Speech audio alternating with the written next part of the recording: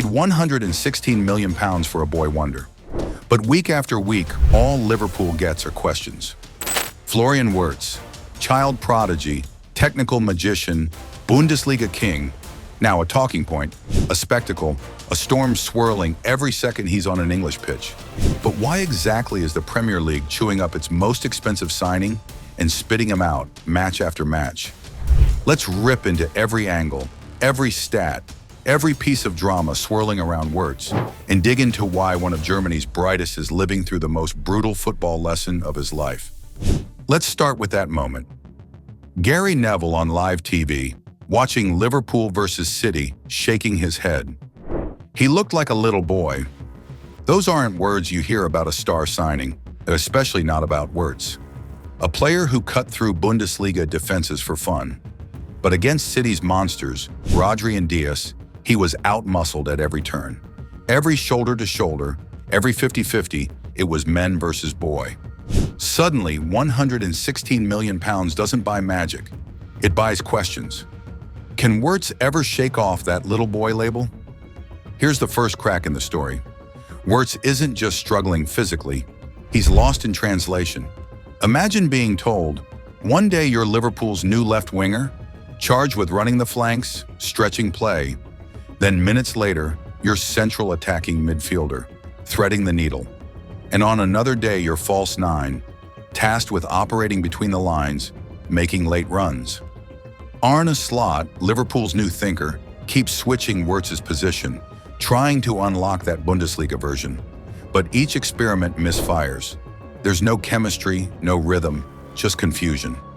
One game, Wirtz drifting wide left, hugging the touchline, barely sees the ball. The next, packed into midfield traffic, he's crowded out by two holding midfielders. So is this tactical flexibility or just tactical confusion? It's not just bad luck. In the Bundesliga, Leverkusen built around Wirtz, playing him as a free-roaming creator, always looking for his feet, every move whirring through him. At Liverpool, Slot's approach hinges on rapid transitions, vertical aggression, and relentless pressing. Wirtz, used to slower build-up and more technical interplay, suddenly finds time and space evaporating, like rain on hot tarmac. Every time he turns, there's a City or Chelsea or Spurs midfielder smashing into him. The Premier League is merciless. Not only does Wirtz find himself out-muscled, he's out-jumped, out-paced, out-pressed by tactical systems he barely understands. But let's speak honestly. This isn't a tale about just physical adaptation. Let's pull up a much deeper, cultural question. German media have rallied behind Wirtz, their golden boy with a familiar tune. England has no idea how to use technical players. They compare him to Juan Sebastian Veron, once heralded as a superstar who crashed out of Manchester United and Chelsea, only to thrive again in Italy, where football is slower, more tactical. Are we seeing a football culture clash right before our eyes? England loves its athletes, its pressers, its runners. Germany raises its artists, players who crave time and rhythm and delicate touches. The Premier League wants confrontation. Bundesliga rewards nuance. What does that mean for Wirtz? Every time he tries to drift inside, slow down, and pull the strings, he's swallowed up by defensive blocks. The league doesn't let you think, doesn't let you recycle possession, doesn't give you a second chance. At Leverkusen, you could almost see the gears turning in Wirtz's head, the pauses, the little check back before the killer pass. In England, pausing is fatal. Pressure doesn't just come from the opposition. Sometimes the weight is invisible, squeezed onto your shoulders by the media, the crowd, and the price tag you never asked for. If Wirtz was a £40 million gamble, maybe he'd get a year to learn, breathe, adapt. At £116 million? Every second is judged, every missed pass, every game without a goal, and he's a talking point, not a footballer. Imagine being Wirtz, logging onto social media, reading about how he'll never handle the Premier League. He's the next Veron. He's a flop. It's relentless. That pressure multiplies every mental mistake, every nervy touch. Look at the stats. They tell you everything, but at the same time, nothing at all. Florian Wirtz, 11 Premier League games, Not a single goal, not a single assist. 21 chances created, which at face value looks promising. But here's the sting. Just 1.4 expected assists. That's poor shot quality. He sets players up, but the moments come from desperate half chances, not deliberate surgical attacks. And then, the most alarming stat, lowest touches per 90 minutes of his entire career. This isn't just about bad form, it's a player disappearing inside the system. He's getting starved out, isolated, left drifting away from the game. It's not all doom and gloom, though. There's a glimmer every time Tuesday or Wednesday rolls around.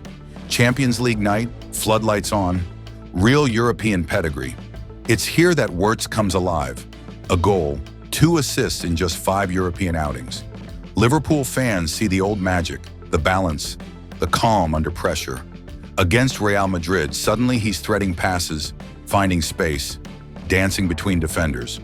It's almost as if the physicality dims and technical skills matter again. So why does Wirtz look like a Bundesliga player in Europe and a lost child in England? Champions League football is slower. Teams sit deep, focus on structure, wait for one killer move. Opponents show a little more respect.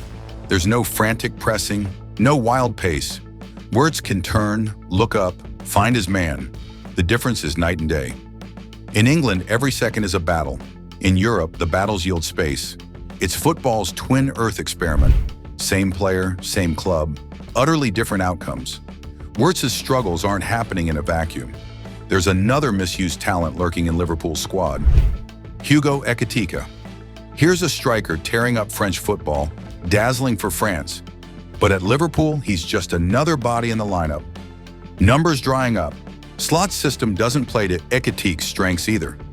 Both players were signed for their technical ceiling, but find themselves drowning in tactical rigidity, forced into roles that smother rather than amplify their gifts. Ekitike thrives in open space. Timing runs, sniffing out chaos, he's forced to back into defenders, chase lost causes, and rarely gets the service he needs. There's a pattern here. Is Slot the innovator or the misuser? He arrived with big ideas, positional flexibility, adaptability, transition speed. But Liverpool's tactics are chewing up signings like Wirtz and Ekitike, slotting them into diagrams without appreciating the fine print. Their actual strengths, their comfort zones, their rhythm. It's like buying a Rolls-Royce for off-roading. Sure, it works, but you're not getting the magic you paid for. Let's revisit Wirtz's journey. You picture a young star landing in Liverpool, glowing with Bundesliga hype, carrying the weight of expectation and a price tag that could buy you half the league. From day one, he's grilled by English media, peppered with questions about physicality. Does he have the legs, the frame, the fire to handle the brutality of English football? The first few matches, he tries to play his way. Slot expects him to slot into the engine room, but every time he tries to take time, make the clever pass, someone slams him into the ground. Arsenal, West Ham, City, Spurs, no mercy, no quarter. Each match, a little more confidence leaves his eyes. Then there's the confusion off the ball. One game, he's told to press high. The next, drop deep, form a midfield screen. Then float wide, attack the half space. It's chaos, like a chess piece moved randomly across the board. Wirtz, always a system player, suddenly becomes just a face in the crowd. Even when he makes the right run, the ball fizzles out wide, the cross sails over, nothing feels deliberate. His teammates know he's special. Virgil van Dijk describes him as a genius. But in interviews, you catch a hint of sympathy. They sense he's not playing his preferred game. Mo Salah shrugs, admitting the team is adjusting. But it's the Premier League, you have to adapt fast. Slot keeps defending his choices, saying Wirtz needs to embrace the chaos. But the chaos isn't the problem. The problem is that Liverpool's own system has never been more rigid. Imagine for a moment being thrown into the deep end, asked to swim in world record time, but you're still lacing up your boots. That's Wirtz every Saturday. The pressure to justify the transfer fee is crushing, and every minute without a headline goal, he shrinks further inside his shirt. The British press, always hungry for a scapegoat, sharpen their pens. Flop of the season, Worse than Naby Keita, another German export lost at sea. The kid is given no grace period, no time to breathe. If you look back, Liverpool's foreign signings often need a beef burger year. Just ask the BBC. The league demands more muscle, more grit, more athletic edge. Sané, Keita, Havertz all took 12 months to adjust. Wirtz, thrown into the hurricane straight away, never gets that grace. The BBC analysts joke he needs a year of beef burgers and deadlifts. But there's a kernel of truth. You can't shortcut adaptation. Is Wirtz really the problem, though? Or is Liverpool's system to blame? Slot's tactical blueprint is relentless. High lines, coordinated pressing, vertical passes. But it's built for runners. Darwin, Salah, even young Elliott. Wirtz, for all his wizardry, is a rhythm player. A thinker, not a sprinter. Every system is a compromise, but the compromise here is too steep. Imagine being paid to paint with watercolors, stuck using a crayon. It's a misalignment of talent and tactics. And therein lies the Ekitike question too. The French forward offers movement, physicality, but also thrives on clever interplay in space. At Liverpool, he's penned in, asked to battle alone against massive center backs. His best games for France show what happens if you let him roam, find pockets, run onto through balls. For Liverpool, it's like watching a tiger stalk behind glass. No room to break free. Together, their struggles shine a spotlight on Slot's tactical missteps. Let's dig into the numbers one more time. Wirtz, Premier League, 11 games, 0 goals, 0 assists, lowest touches per 90 throughout his whole career. Ekitike, similarly stranded, just 2 goals, no assists, far less involvement than his French national stats. Compare their Champions League flashes. Wirtz erupts against Real Madrid. Ekitike causes havoc late in games against Napoli. The numbers split the truth in half. Both players can produce magic, but they fade under English pressure. There's one more angle, the psychology of a price tag. At any other club, Wirtz would be given a year to adjust, maybe allowed 10 bad games, 2 red cards, and an injury, write it off to experience. At Liverpool, £116 million means every mistake is magnified. The crowd turns, the media amplify the pressure, and every little error feels terminal. For Wirtz, that means 2 things: play safe or try too hard. Both options are traps. Play safe and you get accused of shrinking. Try too hard and you get called selfish, desperate, out of sync. Wirtz hasn't helped himself by not scoring. Fans are impatient, the club restless. There's chatter about whether he's too soft, not enough aggression, not enough nastiness. But the critics miss the point. This isn't just a weight room issue, it's a tactical mismatch, a cultural misunderstanding, a mental burden. Wirtz can't beef up overnight, and even if he did, he'd still need tactical clarity, team chemistry, and time. That clarity, crucial as it is, has eluded Slot. He keeps tinkering, always hunting for an immediate fix. Wirtz is shifted, prodded, reimagined. One week he's false 9, the next left winger, the next box-to-box playmaker. It's a footballing version of whack-a-mole. Every time you think you found the right spot, another hole opens up. But footballers aren't moles. They're craftsmen, artists, athletes who need structure to thrive. What's the fix? Some coaches believe in throwing them into the fire, that pressure forges diamonds. But pressure can also crush. Wirtz needs a coach who sees him, not just as a solution to a tactical puzzle, but as a player who thrives with time, space, and confidence. Slot's job isn't just to rotate him through systems, but to build a system that lets Wirtz be Wirtz. Not a utility man, not a depth option, not a false 9 experiment. Wirtz should be the centerpiece, the conductor, the player around whom everything flows. If Liverpool want their £116 million to pay off, they need patience and plan. They need to resist the Premier League's speed trap, modulate roles for Wirtz and Ekitike, and understand their true gifts. Maybe it's finding a hybrid system. Maybe it's giving him select games in the middle, letting him rest for the bruisers, unleashing him against continental opposition. Maybe it's just accepting the Bundesliga and Premier League really do run on different oil. Every great team needs time to settle, but few get it.